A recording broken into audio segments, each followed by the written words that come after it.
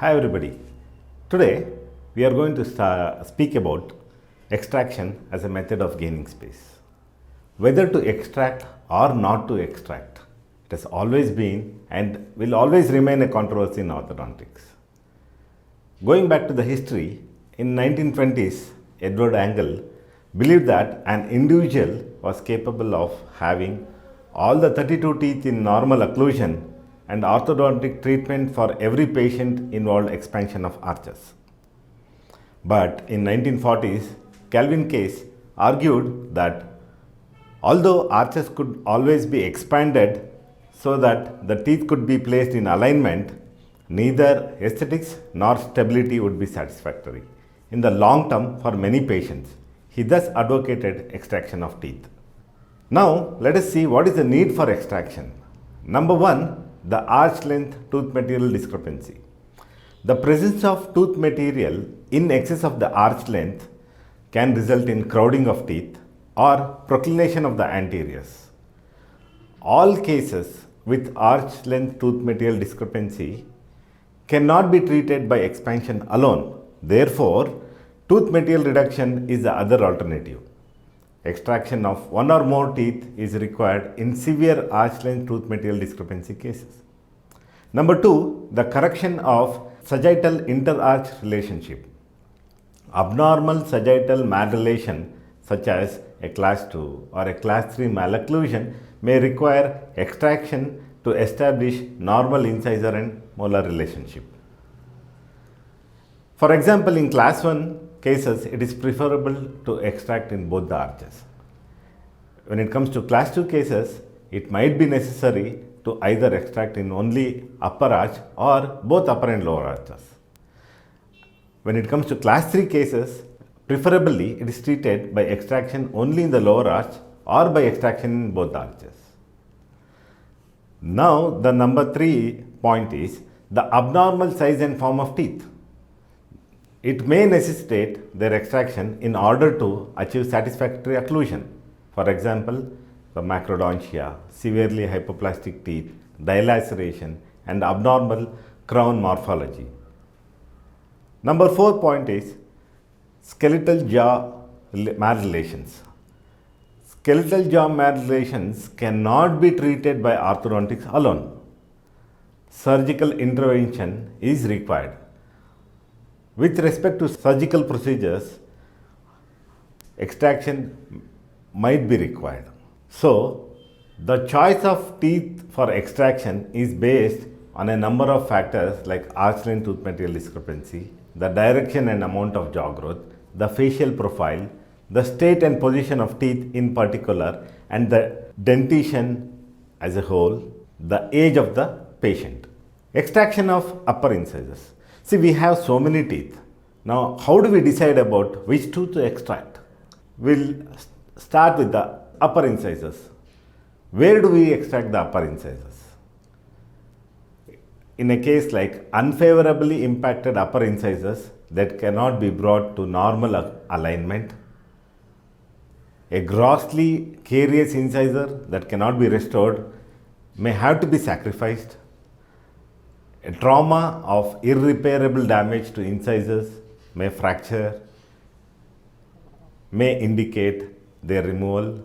An incisor with dilacerated root cannot be efficiently moved by orthodontic therapy. Extraction of lower incisors. If one of the incisor is completely out of the arch with good interdental contact between the rest of the teeth, then we go ahead and extract the teeth. Then a lower incisor that was traumatized or exhibiting severe caries or gingival recession or bone loss may have a poor prognosis. In case of severe arch length deficiency, we might think of extracting one of the lower incisors. In mild class 3 cases with lower incisor crowding, and in class 1 cases with moderate labial segment crowding up to 5 millimeters. The extraction of lower incisor to relieve lower anterior crowding is often followed by the narrowing of the lower intercanine width, the retroclination of the lower incisors, deep bite, and reappearance of crowding leading to collapse of the lower arch. Therefore, the lower incisor extraction should be avoided as far as possible. Extraction of canine. We finished with extraction of upper incisor, then the lower incisor. Now we will go ahead with extraction of canine. Where do we extract the canine? Canines that are unfavorably impacted, canines erupted in unusual locations. So these are the reasons where we extract the canines. But canine extraction should be avoided for the following reasons: because it may cause flattening of the face, it may alter facial balance, it may change the facial expression, and loss of canine guided occlusion. Now coming down to extraction of premolars, which we sacrifice most often. The first premolars are the most commonly extracted teeth as part of the orthodontic treatment for the following reasons. Their location in the arch is such that the space gained by extraction can be utilized for correction of both the anterior as well as the posterior region. The contact established between the canine and the second premolar post-treatment is satisfactory. They are the teeth of choice for extraction to relieve moderate to severe anterior crowding of the upper and lower arch. For moderate to severe proclination, as in class 2 division 1 or class 1 Bimax or bidental protrusion, they are the choice of extraction. Now, extraction of second premolars. To treat mild anterior crowding and remaining space is closed by controlled movement of mesial movement of the molars. When they are unfavorably impacted, in open bite cases, their extraction encourages deepening of the bite, and in case of grossly carious or huge restoration, it is wise to extract them and preserve the first premolars. Now, extraction of first molars. If it is grossly decayed molar or heavily filled teeth, then we think of extracting the first molar. In the open bite cases, it can benefit as there is a tendency for the bite to deepen after extraction of first molars. What are the contraindications of extraction of first molar? It does not provide adequate space in the incisor region because it is too far behind.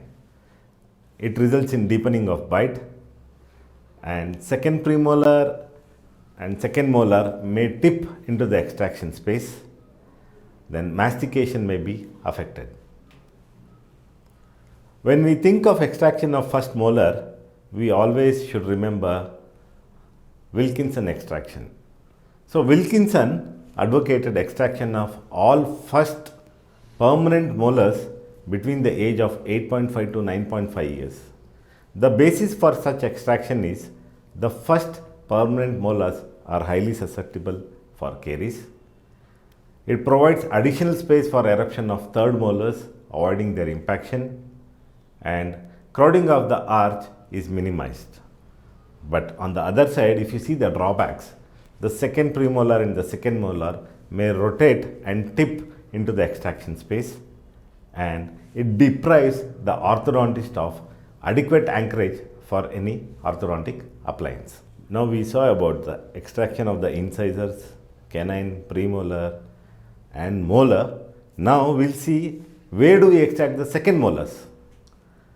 It is extracted to prevent third molar impaction, to relieve impaction of second premolar in a case where there is a premature loss of E followed by mesial movement of 6, leaving inadequate space for the second premolar to erupt.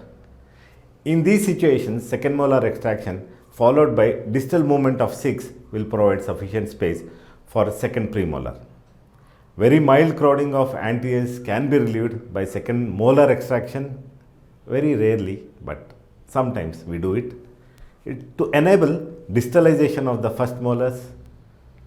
Then in open bite cases, second molar extraction might deepen the bite. Now, extraction of third molars. Grossly impacted third molars that are unable to erupt, then distalization of first molars. If you want to distallize the first molar, then we go ahead and extract the third molars. Then malformed third molars that interfere with the normal occlusion. They are known to cause late anterior crowding, therefore it is extracted. When we discuss about extraction as a method of gaining space, we should remember balancing extraction. Balancing extraction refers to removal of another tooth on the opposite side of the same arch.